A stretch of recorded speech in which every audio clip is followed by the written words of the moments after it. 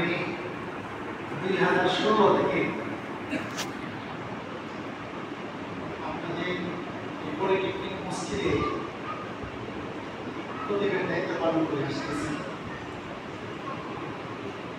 এবং পাশাপাশি কলেজের শিক্ষক হিসেবে দায়িত্ব পালন করে আসতেছি। এখন মানুষ বিভিন্ন প্রয়োজনে বিভিন্ন জায়গায় যেতে হয় না, যেতে হয় কিনা বলেন? আমি যদি আমার প্রয়োজনে অন্য জায়গায় যাই, বুঝতেছেন, তারপরে কিন্তু আমি আপনাদের সাথে আছি। আপনারা হয়তো অনেকে আশাও করতে পারছেন না যে আজকে এরকম একটা কথা আপনাদের সাথে বলবো। আমি অন্য কোথাও গেলেও আপনাদের সাথে আছি, কারণ আমার বাড়িটা হচ্ছে এই এলাকায়। আলহামদুলিল্লাহ।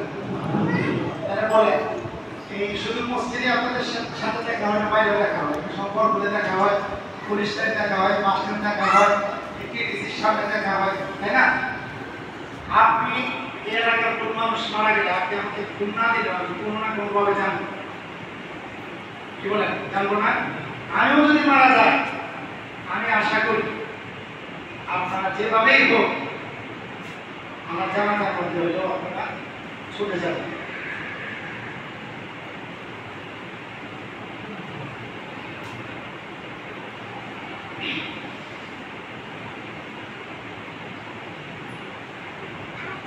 এটা কেন হয়েছে? এটা তো আমরা এক এলাকায় থাকার জন্য, তাই না? প্রিয় ভাইরা, আমি আজকে আসলে কথা দীর্ঘ করতেও পারবো না।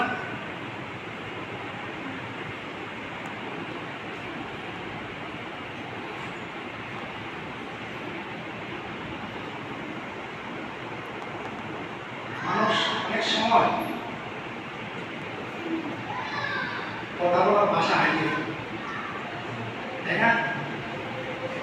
আমি আমার ব্যক্তিগত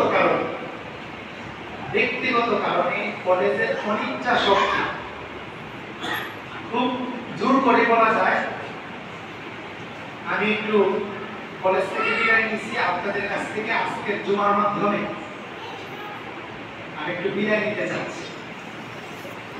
আজকে এই জুমাটাই হয়তো বা আপনাদের সাথে আল্লাহ চাইলে আরো একাধিকবার দেখা হবে, জুমা করা হতে পারে। আমি যেহেতু বলে জোর করে বিদায় নিচ্ছি, তাহলে এখানে 10 বছরের মধ্যে আশা করি আমার খুব বেশি সুনাম না থাকলেও আপনাদের আশা করি আমার মধ্যে এলাকার ছেলে আপনাদের চোখের সামনে আমার খুব সুনাম না থাকলেও দুর্নাম আমি মনে করি না যে আছে বলে আমি জানি না। এরপরেও মানুষ যেহেতু মানুষ আমাদের অজান্তে অনেকে ভুলভ্রান্তি হয়ে যেতে পারে, হতে পারে না।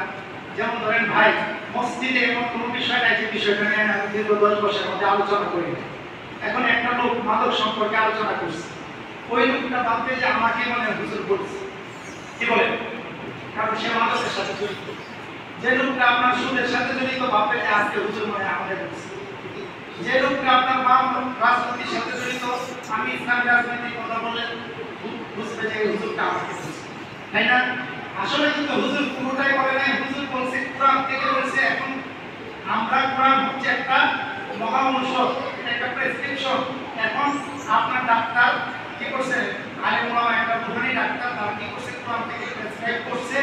এখন আপনার রোগ যেখানে এখানে গিয়ে করছে, বুঝতেছেন? তো এরকম মনের অজান্তে আপনারা যদি কেউ কষ্ট পেয়ে থাকে,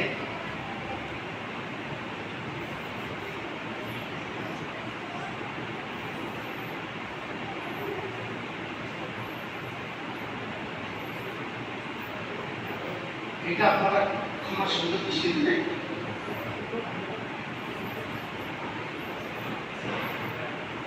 আপনাদের প্রতি আমার কোনো কষ্ট না হুজুর, আপনার প্রতি আমাদের কোনো কষ্ট নাই। আলহামদুলিল্লাহ। আপনাদেরকে আমি আসলে নিজের মতো করে ভালোবাসি, বুঝছেন?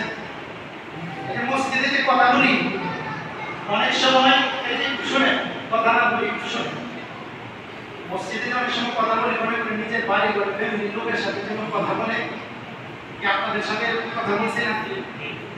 মনে করছিলেন যে এটা একটা অন্য পুরো, আমি ভাবছি যে আপনারা আমার ফ্যামিলির সদস্য, আমি দূরের ভাবি নাই। অনেক কথা কোরআন থেকে বলছি, আসলে ব্যক্তিগত আঘাতের জন্য বলে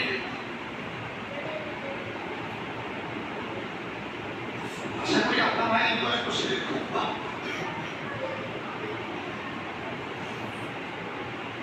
এটা আপনার সন্তুষ্টের উদ্দেশ্যে দিবেন।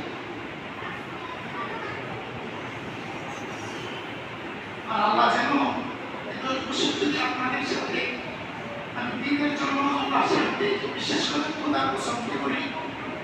আমি এই চ্যাপ্টার যতদিন বসছি কাউকে ব্যক্তিগত কোনো চিন্তা মাথায় নিয়ে আমি একদিনের জন্য একটি কথা বলি নাই, ব্যক্তিগত চিন্তা মাথায় নিয়ে আমি একটা কথাও বলি নাই। আল্লাহ কোরআন থেকে যেটা আসছে কেউ কষ্ট পাইলেও আমি সেটা বলছি, এবং বাকি জীবন আমি যেখানেই থাকি যেভাবেই থাকি আপনার এই কথাগুলো যেন কোনো বাতিল শক্তিকে ভয় করে আমার এই কথা যাতে করে স্পর্শ না হয়ে যায়। জীবন যতক্ষণ আছে আমার এই কথা যাতে করে আল্লাহ ততক্ষণ পর্যন্ত সুচ্ছা রাখেন। আল্লামা সাইদ রহমতুল্লাহ আলাইহি তিনি মনোবাসনা পূর্ণ করতেন, আমাকে যেন আল্লাহ তাআলা সেই মনোবাসনা পূর্ণ করার সেই সাহস, সেই এলেন আমাকে দিয়ে এই জাতির কল্যাণে আল্লাহ যেন কবুল করেন। সকলে কোনো আল্লাহুম্মা আমিন। আপনার কি আমার প্রতি কোনো কষ্ট আছে? আপনাদের জন্য শুধু আমার খুব বড় ভালোবাসা, দোয়া, যেখানে থাকি দোয়া থাকবে, কোনো কষ্ট নাই। কাটাবাড়ি কোনো মানুষ, কোনো একটা বাচ্চা আমাকে একদিনের জন্য কোনো কষ্ট দেয় আমি বলতে পারবো না। ছোট বাচ্চা থেকে নিয়ে বড় থেকে সবাই খুব বড় ভালোবাসা দেয়। আলহামদুলিল্লাহ, এটাই আমার প্রাপ্তি। আমি আপনাদের জন্য দোয়া করি। এরা কোনো মানুষ মারা গেলে আমি শুনলে আপনাদের জানা যায় চলে আসবে, খবর দিতে হবে। এরপরে আপনারা আগে যখন ভাবতেন জামিল সাহেব বা জামিল হুজুর যে জায়গায় থাকেন, যে উনি আসেন মনে করবেন, বুঝতেছেন? আমি তো দূরে কোথাও না, আমার এই পরে আপনার বাড়ি আমার বাড়ি ওই পরে, তাহলে আমি কি দূরে কোথাও? আল্লাহ আপনাদের এই ভালোবাসা হাদিস শরীফের মধ্যে আসছে, সত্যিকারের ইমাম, সত্যিকারের মুয়াজ্জিন, সত্যিকারের মুসল্লি আসলে ময়দানে আল্লাহ জান্নাতে তারা যাবে। সুবহানাল্লাহ। আমরা যাতে করে পাশাপাশি যেতে পারি 10 বছরের সাথে একটা সাথে যদি আল্লাহ কবুল করেন, আমাকে আপনাকে সবাইকে মাফ করে দেওয়ার জন্য এটাই যথেষ্ট। আল্লাহ তাআলা আমাদের এই ভালোবাসাকে কবুল করুন। আল্লাহুম্মা আমিন। ইনশাআল্লাহ খুব ভালো।